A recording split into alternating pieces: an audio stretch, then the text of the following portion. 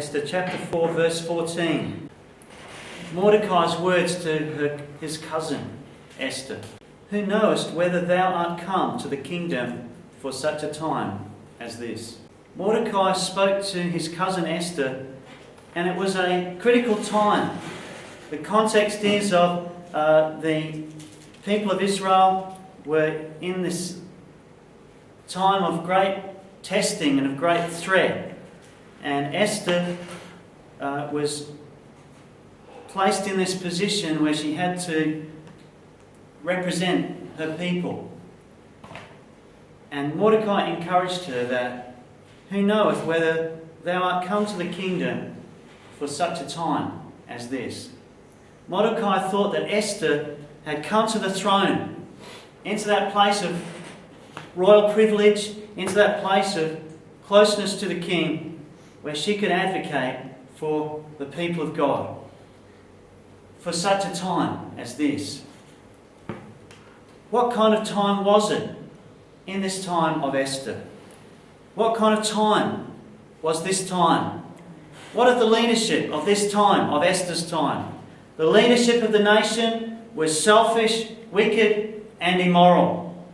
It was a godless nation led by not a God-fearing king, but one who was not such a king. And the leadership was selfish, wicked, and immoral. So we could compare it with the proverb. In Proverbs 29 verse 2, it says, when the righteous are in authority, the people rejoice. But when the wicked beareth rule, the people mourn. What of our time and day? What of our nation and land? Who are the leaders of today, of such a time as this time? Who are the leaders that we follow? Could it be the sports heroes, the entertainers, the celebrities, our politicians of various colours? What kind of role models are they to this generation in such a time as this time? We are led by media and educators who are largely godless people. And they're setting the agenda. They're setting the agenda for us. There's a conditioning, there's an influence in terms of morals and philosophies that are being spread and that we are receiving in such a time as this. That is shaping the hearts and minds of us and of our children and our grandchildren to come. The leadership of the nation. What of the culture of this time? The culture of this time. If we look in Esther chapter 1, we get a picture of the context of such a time as this. In Esther chapter 1, from verse 3 to 8,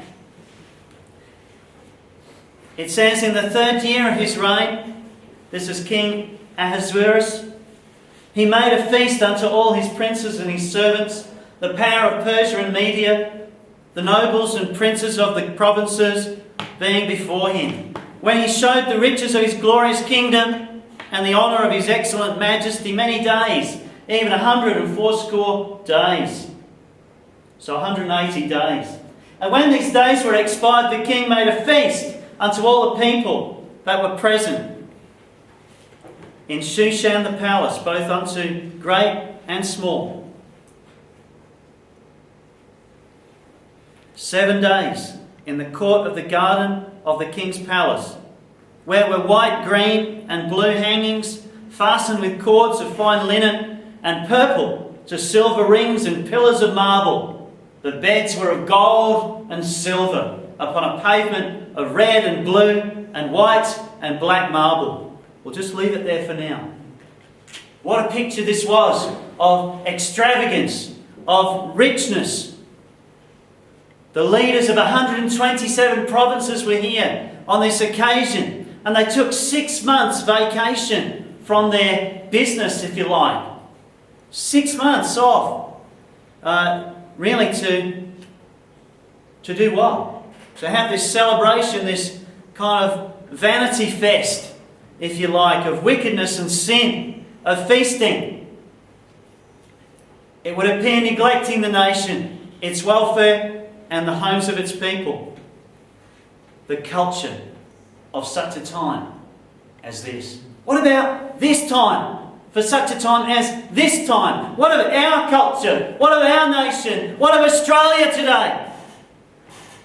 It's likewise neglecting righteousness today. Australia is neglecting righteousness. It's out the window. It's scarcely thought of. I wonder, friends, tonight, if we are in the same peril, the same danger, the danger of rebellion against God Almighty. For Australians, for Aussies, the secular agendas consume people's time and energy, and people give little thought today for God and the things of God, the things that please God. For such a time as this time, what is happening today in our culture? The influence of Christianity is ever more limited within schools, even Christian schools. Homosexuality is paraded as a civil rights issue instead of sin. And the murder of innocent babies is legalised and funded by our taxes in this nation, in this time, in this culture, in this city. 2 Timothy 3 tells us that this know also, that in the last times, perilous times shall come. In the last days, perilous times shall come. For men shall be lovers of themselves, of their own selves, covetous, boasters, proud, blasphemers, disobedient to parents, unthankful, unholy, without natural affection, truce breakers, false accusers, incontinent, fierce, despisers of those that are good, traitors, heady, high-minded, lovers of pleasure more than lovers of God, having a form of godliness, but denying the power thereof. From such turn away. Doesn't that sound like the 21st century? Doesn't it sound like Australia? Sadly, our beloved nation has lost its way. You know, one of the Prime Ministers said we've lost our way. I think she was right. Or was it he? Can't remember now. Our beloved nation, it's headed down the wrong road. It's headed on a crash course to its destruction. Our nation, at such a time as this time. Headed on a crash course, and the brakes have failed. The Bible says you reap what you sow. And we are witnessing today the seeds of wickedness are producing a bumper crop. Lawlessness, crime, suicide, drugs, hopelessness, sin. It's escalating in its intensity and pervasiveness with a snowball effect as it just seems to gather momentum and pick up the pace. It's as if we're in the midst of a culture war today. We've got smartphones and dumb people. Friends, this is the nation. This is the culture we're living in. And we're living in the midst of a relatively godless society. Let's face it, let's be honest tonight. And our society is filled with people with hardened hearts and consciences. And we sadly become a nation that calls evil good and good evil. It's as if they switch the labels on things, isn't it? You know, it's as if they've taken the label that says lemonade and put poison on it. And they've taken the label that says poison and they put lemonade on it. They switched the labels. They're calling evil good and good evil. Everything has been redefined at such a time as this time. In this culture, in this nation. Ecclesiastes 12 says, let us hear the conclusion of the whole matter. Fear God and keep His commandments, for this is the whole duty of man. For God shall bring every work into judgment with every secret thing, whether it be good or whether it be evil. Who dictates what's evil and what's good? Is it the government or the lawmakers the governors of our land? Or is it God? Is it God? Is it clear in God's word? Is it black and white in here? Then it needs to be no clearer. It doesn't need to be redefined. What was once called abomination is now called gay. What was once called adultery is now called having an affair. They're just repackaging, relabeling. Perversion and degeneracy abounds in this nation. Australia is becoming a perverted nation, a polluted nation. Polluted! And the greenies are the worst polluters of all. I put it to you. We're not talking about environmental pollution. We're talking about sinful pollution, about abomination. And as a society, we become desensitized to wickedness and degeneration. When there is no God to answer to, at least no God in their mind, in their worldview, there is no truth. There is no sin. There is no moral code. There is no morals. This is our nation at such a time as this time. The mockers of God are the ones who have the airplay on the airwaves and the popular vote. The mockers of God. As we see this slide into oblivion, accelerating for such a time as this.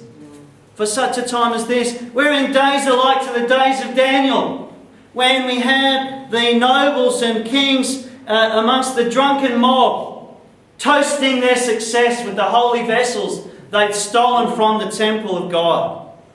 And what happened? The handwriting is on the wall. Friends, the handwriting is on the wall for Australia today. And in Esther's time, it was such a time as this. As we see in Esther's time, strong drink had a grip on the people in Esther from verses 7 through 8 of chapter 1 of Esther. It reads, "And they gave them drink in vessels of gold, the vessels being diverse from one another, and royal wine in abundance, according to the state of the king." The best of the best, the royal wine. "And the drinking was according to the law, none did compel, for so the king had appointed to all the officers of his house that they should do according to every man's pleasure." It was all about the pleasure. It was all about the feasting and the drinking. And friends, for such a time as this, what of Australia today? We're living in a beer-soaked nation. A beer-soaked nation. And you see the foolishness of those who chase after the wine. We've seen the fall of a premier in our nation because of that addiction. I don't think we fully appreciate the great evil of drunkenness. It leads to violence and mayhem. It leads to destruction, the destruction of homes and of people. I've seen it all too often in what it is destroying marriages. When drink gets a hold of people, it's devastating what goes on. And drunkenness damages and destroys everything in its path. And we're becoming a nation of drunkards and alcoholics. And we're governed by them. Friends, wine is a mocker, and strong drink is raging. And whosoever is deceived thereby is not wise. Proverbs 20, verse 1. Proverbs 23:21, it says, "For the drunkard and the glutton shall come to poverty, and drowsiness shall clothe a man with rags." I urge you tonight, brothers and sisters, take the caution of God's word. Take the caution of God's word. "For the drunkard and the glutton shall come to poverty, and drowsiness shall clothe a man with rags." I've seen it all too often. People struggling in poverty, sometimes it's because they're drunk what they've earned. Sad situation. Proverbs 23:29, it says, "Who hath woe? Who hath sorrow? Who hath contentions? Who hath babbling? Who hath wounds without cause? Who hath redness of eyes? They that tarry long at the wine, they that go to seek mixed wine. Look not thou upon the wine when it is red, when it giveth his colour in his cup, when it moveth itself aright. At the last it biteth like a serpent, and stingeth like an adder. Thine eyes shall behold strange women, And thine heart shall utter perverse things. Yea, thou shalt be as he that lieth down in the midst of the sea, or as he that lieth upon the top of a mast. Now the picture is of someone up in the crow's nest of a ship. They have stricken me, shalt thou say, and I was not sick. They have beaten me, and I felt it not. When shall I awake? I will seek it yet again. Addiction. Many see the danger, but they persist in drunkenness. Friends, draw the line. Draw the line on it. Your line might be drawn wider than my line, but please be urged today. Drunkenness is damnable. Such a time as this. What was happening in verses 10 through 11, we see of Esther chapter 1. It was a time of immodesty and of abandon, of debauchery. In Esther's 1 and 2, the king demanded Vashti, the queen, to come so he could show her off. He wanted to show her off to the leaders of the land. In verses 10 and 11, it tells how he was merry with wine.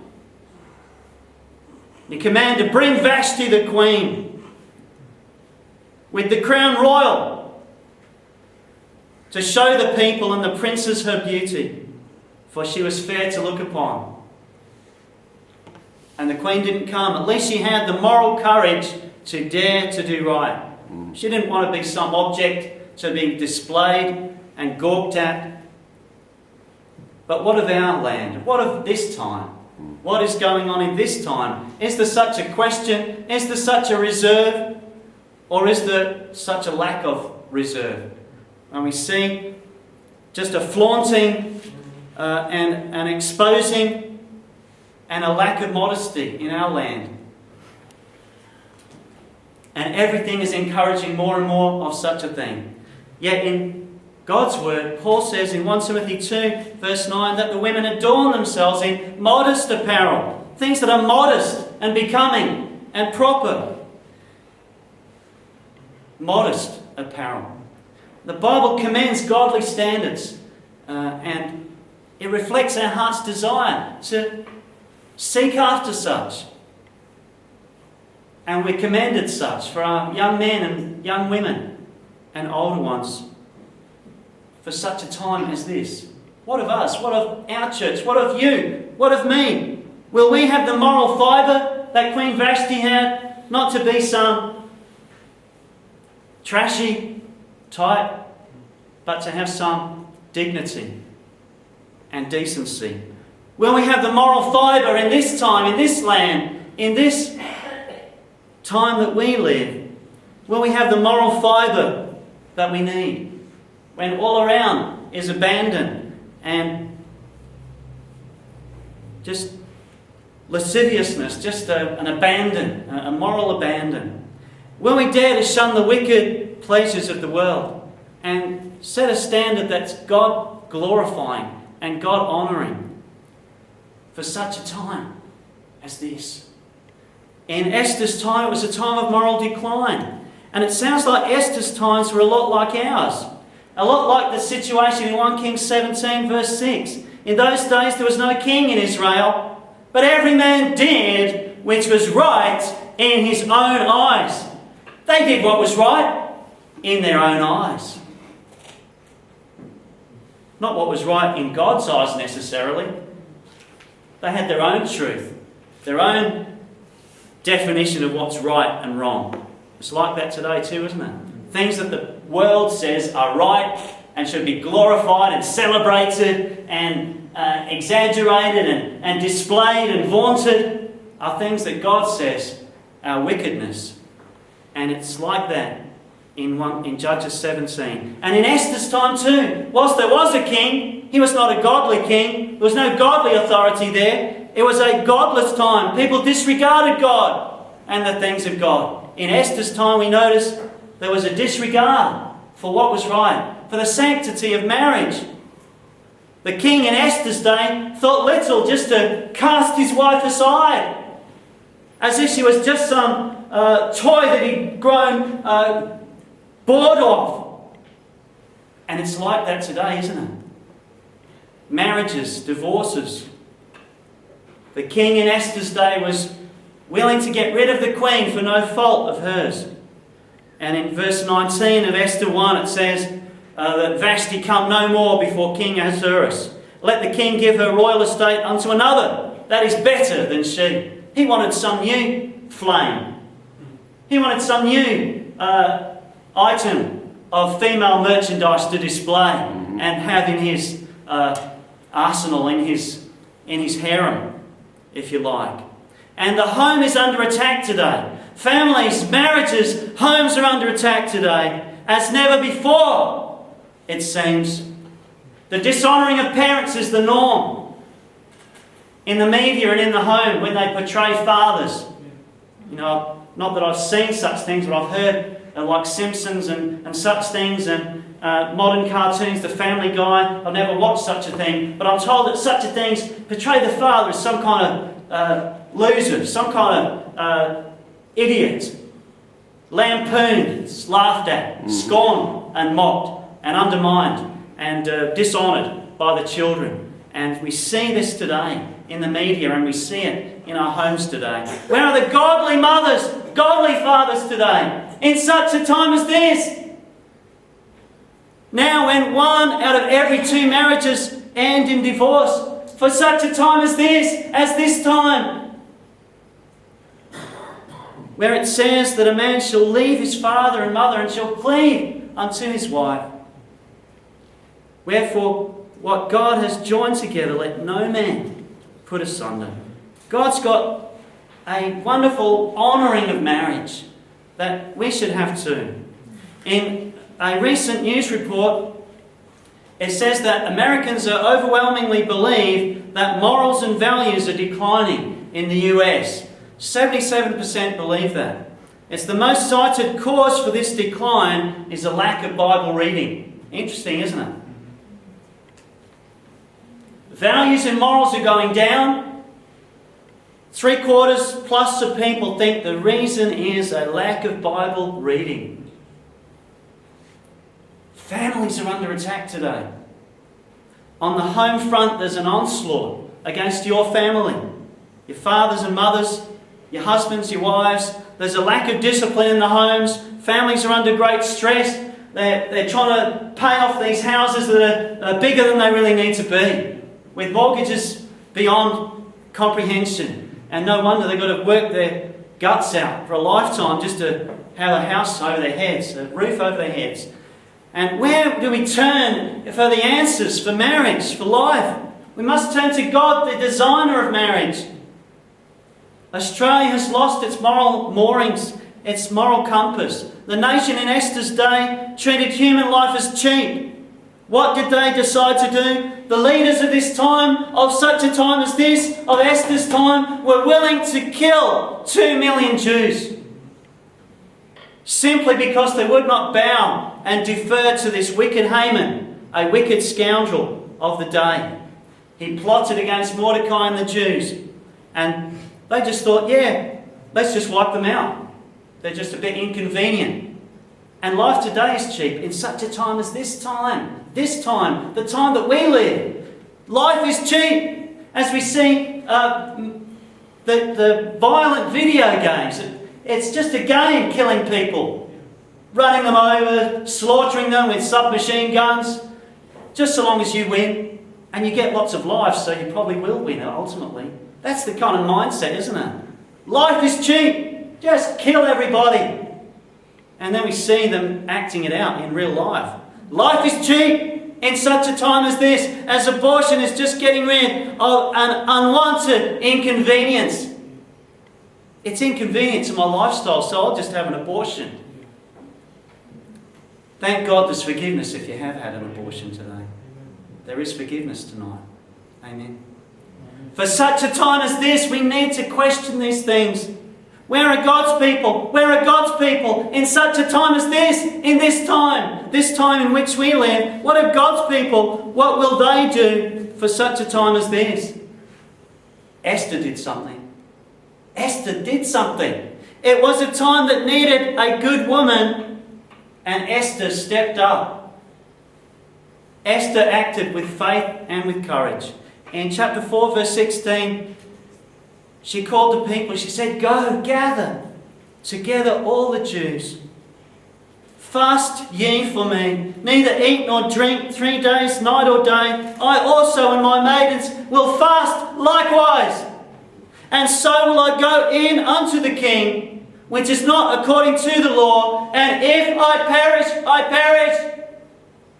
A woman of faith, prepared to step into the danger zone, out of the comfort zone, into the king's presence, uninvited. It was dangerous to do. If I perish, I perish. She put her life on the line. Her silence would have been sin. She wasn't silent. She was a woman of God. She found herself in a responsible place, and she did what she was able to do at such a time as this. The time we are living in calls for God's people, likewise for you and me, at such a time as this time, this place, this city.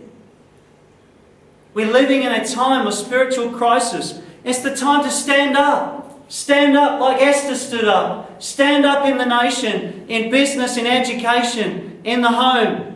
It says in Proverbs 14, righteousness exalteth a nation. It lifts it up.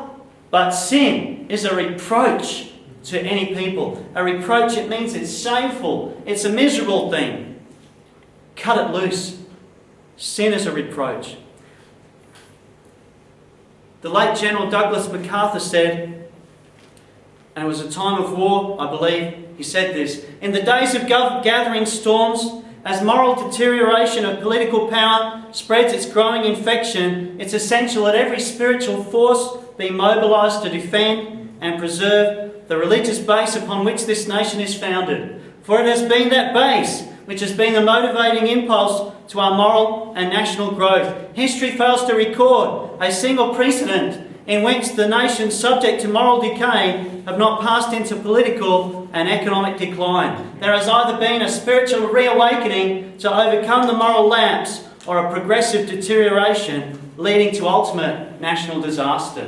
Now, nations through history, you could name them. I had a whole list that I didn't write down, but Babylon. There's so many through history that they've Rome. They've been built up and they've crumbled and fell and have lost their power.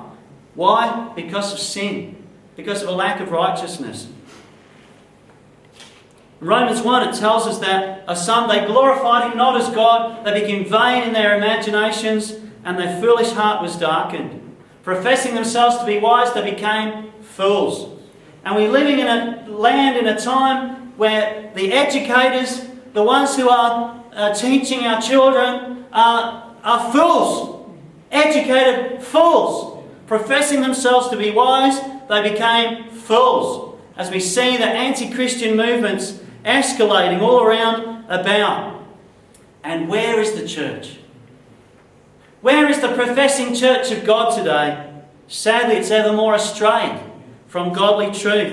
In 1 Peter 4, Peter says, "For the time is come that judgment must begin at the house of God."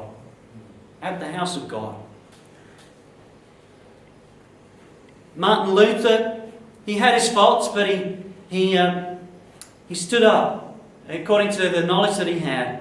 And he wrote an essay that was titled "The Babylonian Captivity of the Church." That's an interesting title, isn't it? Sort of caught my attention. The Babylonian Captivity of the Church. And what he meant was that the forces and powers that were foreign to Christ and to his word had captured the mind and heart of the church. She was in bondage to the Babylonian captivity. In bondage to godless forces. And that's the situation today, brothers and sisters, at such a time as this.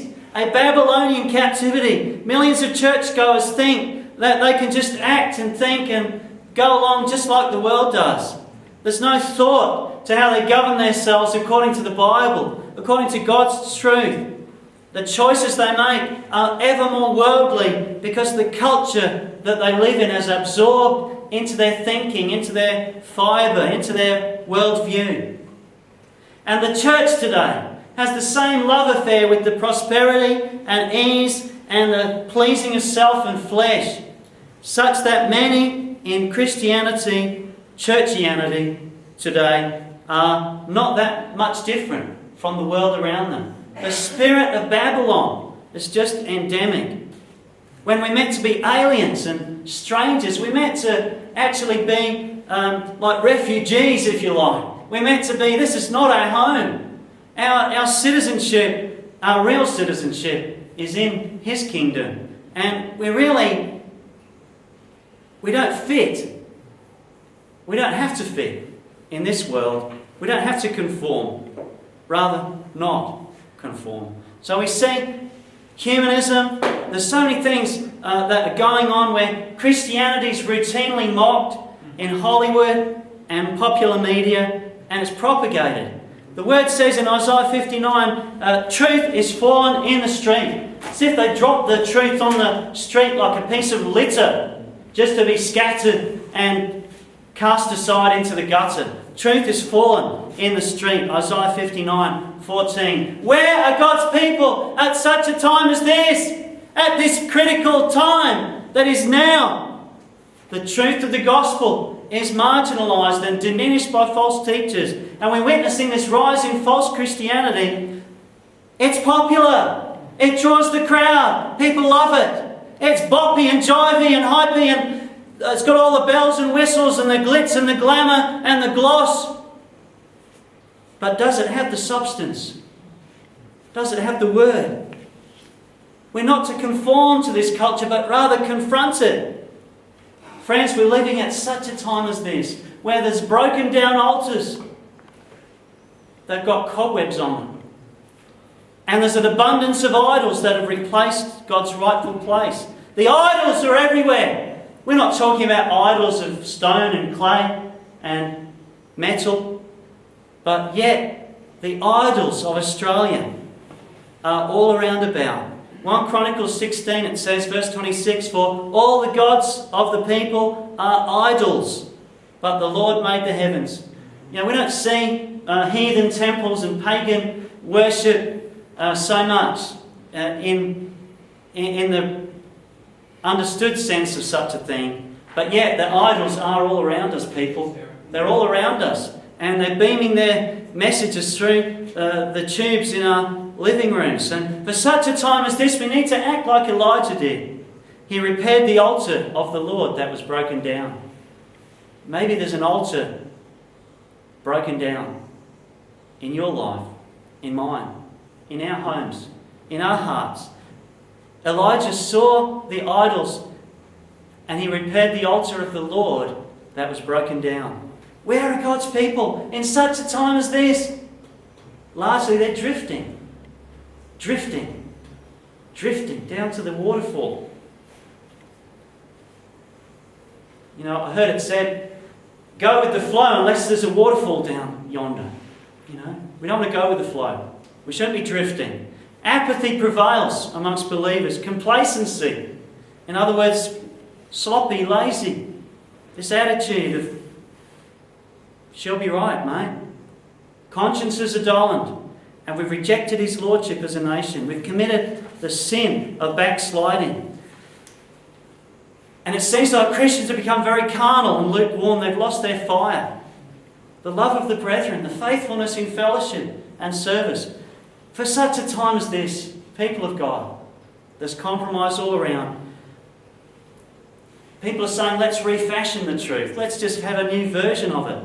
In Amos 8 it says, behold, the days come, saith the Lord, that I will send a famine in the land, not a famine of bread, nor a thirst for water, but of hearing the words of the Lord. Cultural decay abounds. Truth decay.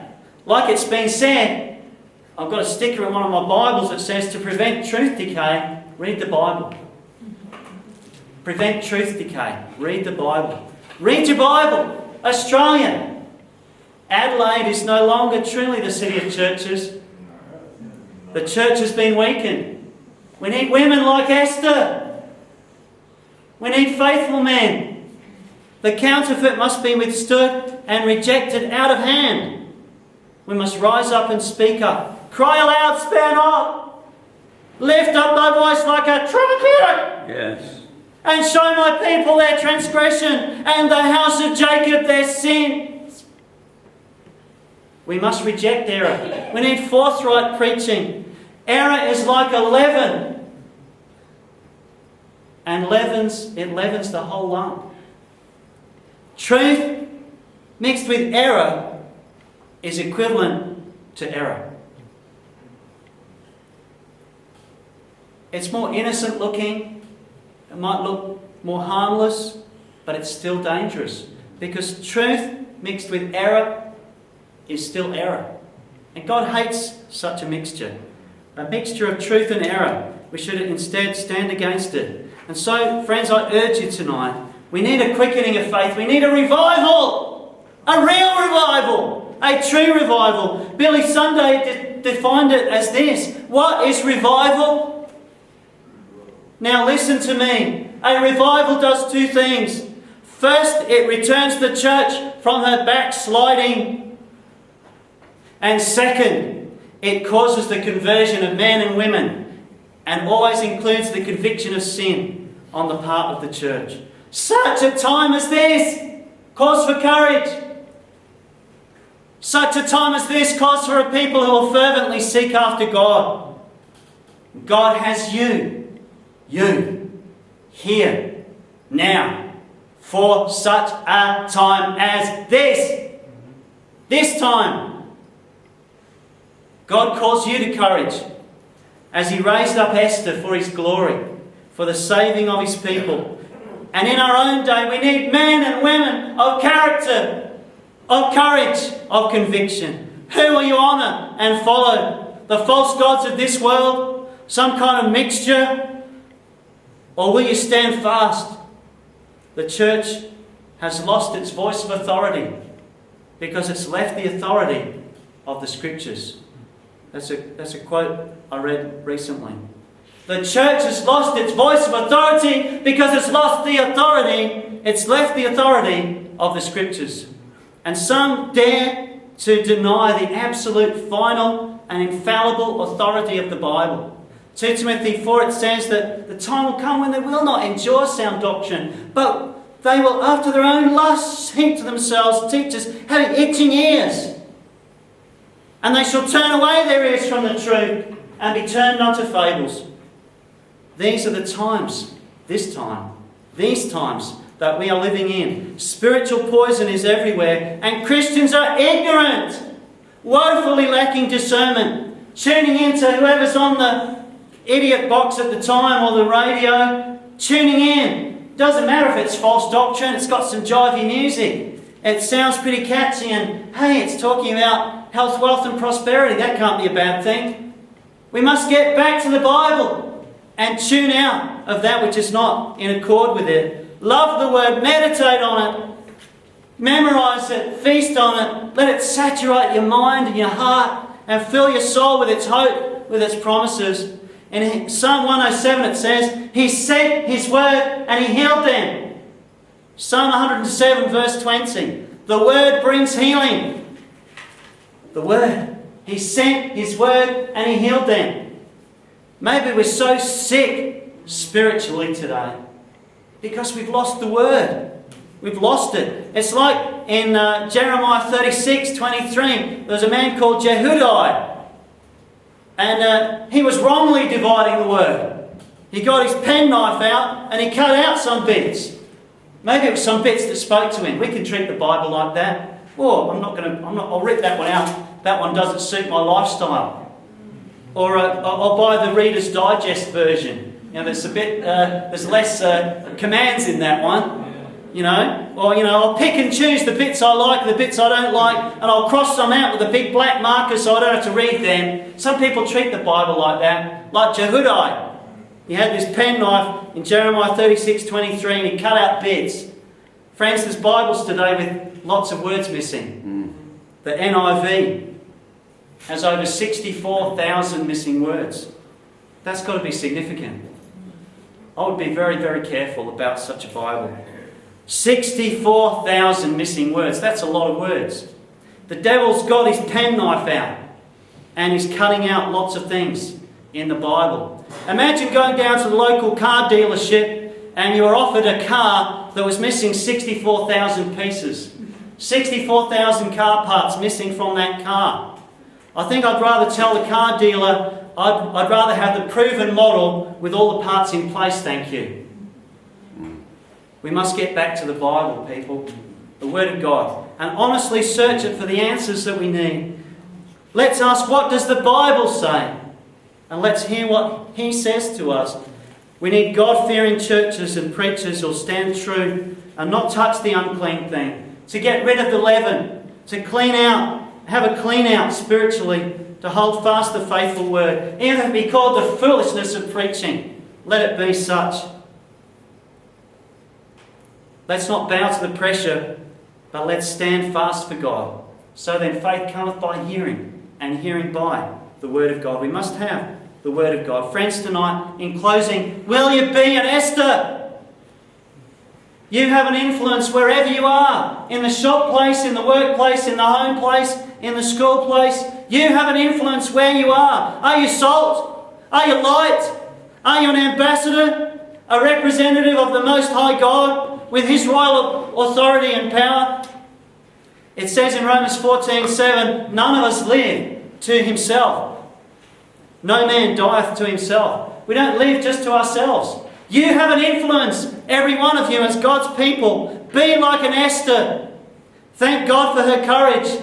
Through it, the people of God were saved and God's enemy was destroyed. Make your voice heard at such a time as this time. It's been said that this generation must be reached by this church, by this Christian church, by this people of God of this time must reach this generation. Who else is going to? And it's up to you and me to be an Esther at such a time as this, to rise up as the true church of God. We desperately need men and women who will faithfully stand for the glory of His name, for what truly matters in life. Death is inevitable. You don't know how long you've got. So do what matters. Do what matters. Do what counts. I urge you today to hold firm your convictions, to seize the opportunity. To the women I say, be an Esther.